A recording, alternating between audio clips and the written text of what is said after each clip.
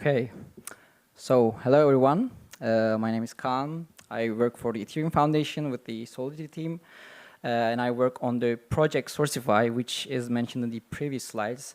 I hope it's not the first time you hear it. If it is, here's an introduction for you, how we do Sourcify verification and enable human-friendly contract interactions. So, as we all know, source verification matters for several reasons, for transparency, for accountability, but it also matters for your end users too, because in everyday, in a typical interaction with the blockchain, your users see something like this. I know that this has changed recently, and this can be decoded in several wallets, as we've seen in previous slides, but still, most of the times, your users see something like that, and we like to call this YOLO-Signing. Like you have no idea what you are doing actually, and you just confirm and hope for the best. And what our end goal is to hopefully show your users something like this, to have more human-friendly, human-readable interaction, decode the arguments, and also show the Natspec comments, which I will be mentioning now. So how do you achieve this? There are two sides of this goal. One is the contract developers, and one is the wallets or block explorer developers, I would say.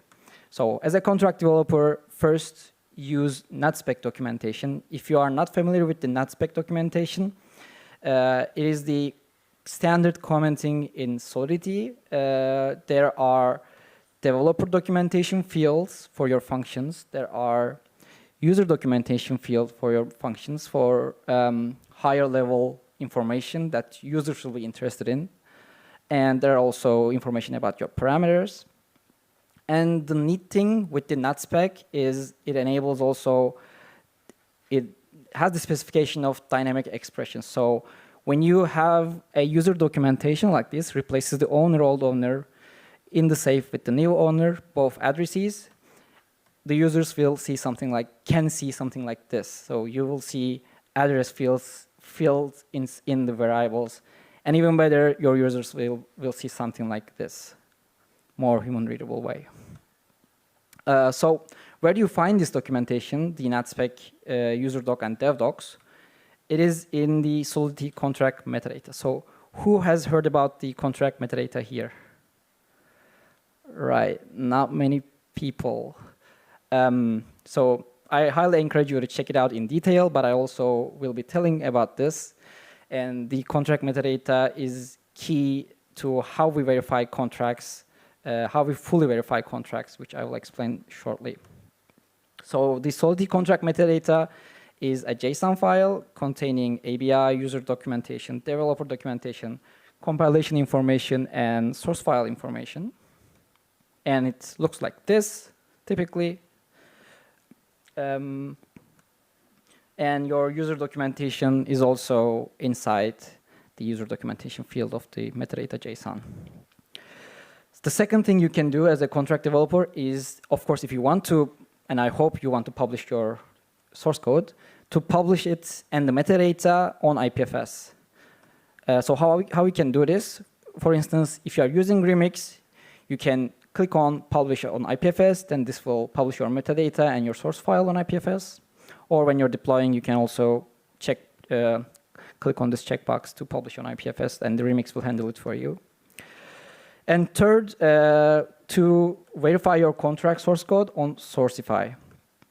So before that, what is source code verification? It is sometimes a bit vague, and I just want to walk through in a basic fashion how it is done. So say you have several contracts and you have a target contract that you will be compiling, my contract sol.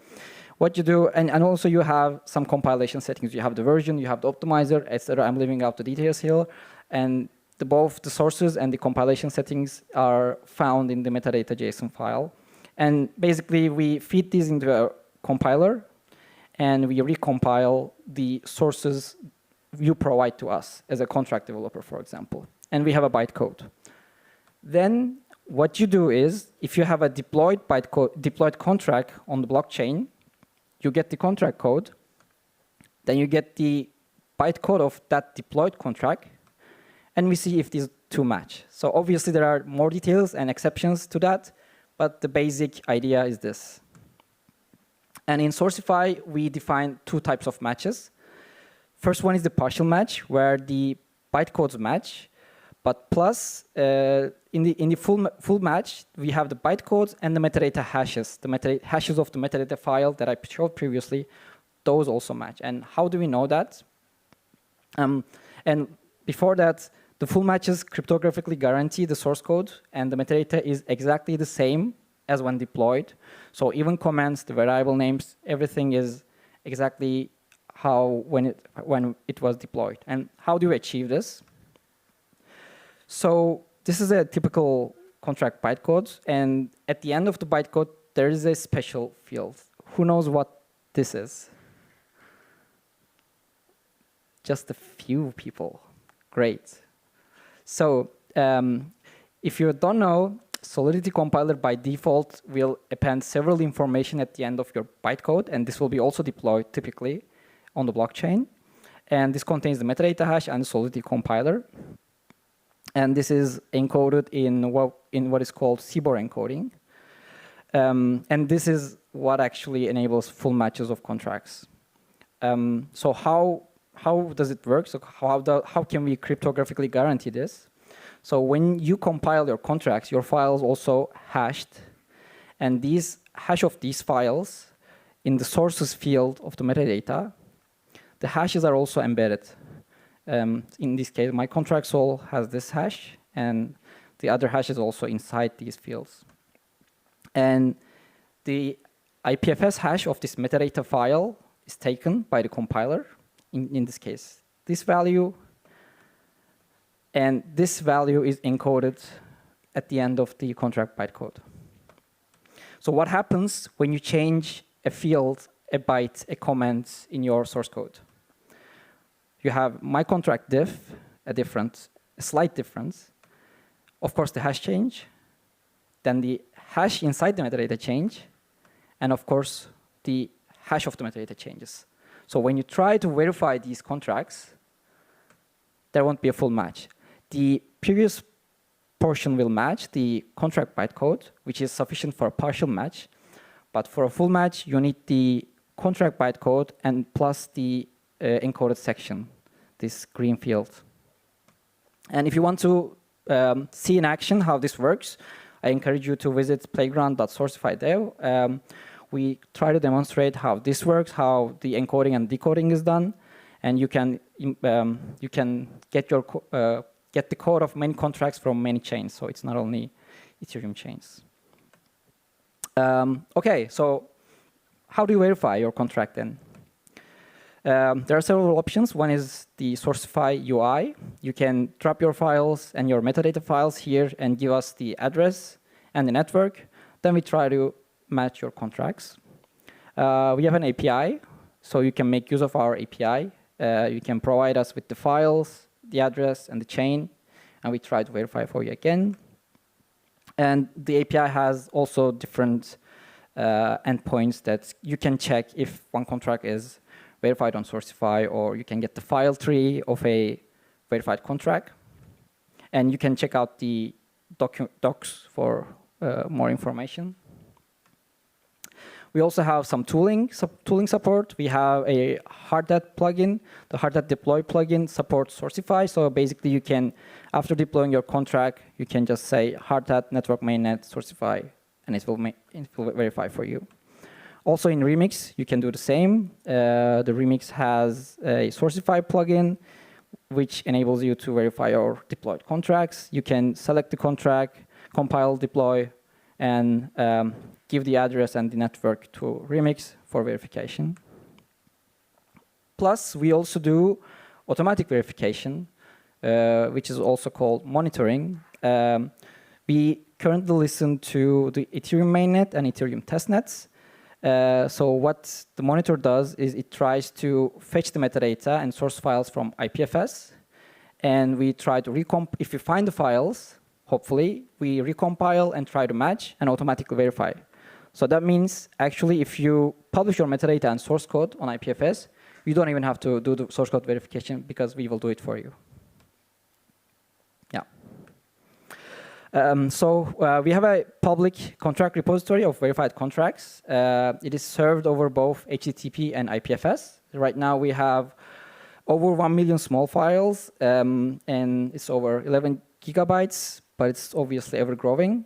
We serve it, as I said, we serve it over IPFS, and we serve it under an IPNS name, which is updated regularly. And it has a typical structure of contracts, full match, chain ID, and address. And you can try to visit it in a IPFS gateway, or also you can, you can find it in the footer of our website if you don't want to parse this string. Here. So you can click here. As I said, there are like two sides to this: the contract developer and the wallet or block explorer developer, I said. So as a wallet developer, how can you make use of this? How can you show your users more human-readable information? So you go to Sourcify dev and fetch the metadata, right? No, please don't do that. We don't want to be exactly if we go down, we go down. Just instead, do the content addressing, get the contract bytecode, decode the metadata hash, the IPFS hash, and pull the metadata from IPFS, and please then decode the ABI and populate Natspec commands. Obviously, this is not as straightforward as it sounds, as we've seen in the previous slides, but that's the basic idea. Or, for example, if you're a block explorer, get the metadata, get the source hashes, and show the sources as well. You can fetch the sources from their IPFS hashes as well. And at the end of the day, hopefully, we will have more contract interactions like this. So visit our website, join our discussion, reach us out if you are a wallet developer, if you're interested in tooling. We would like to have a chat with you. Yeah, thank you.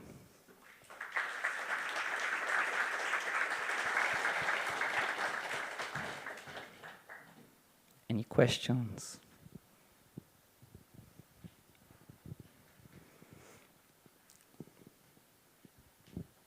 Okay, I have a question. I'm going to try to formulate it so that it makes sense. So maybe it won't make sense. But when you're doing the verification, I think this is probably more for the wallet developers, but does it also work to show like the human-friendly message for people to sign if you're using meta transactions? Because that's been notoriously a problem.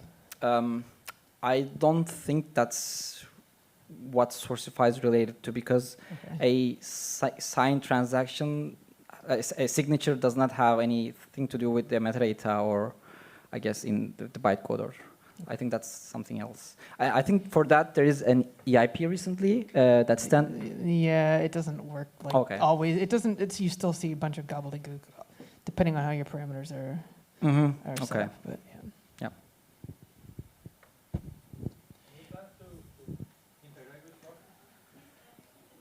So any plans to integrate with Truffle? Of course. Yeah, I mean, I'll probably have a chat with Nick after this.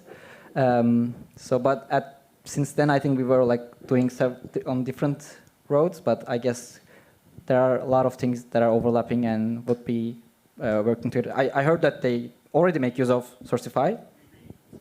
They read from Sourcify. Anyone can read from Sourcify, actually.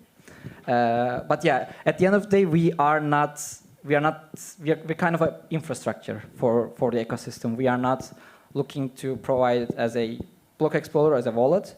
So we are giving this service for your users to use. Yeah.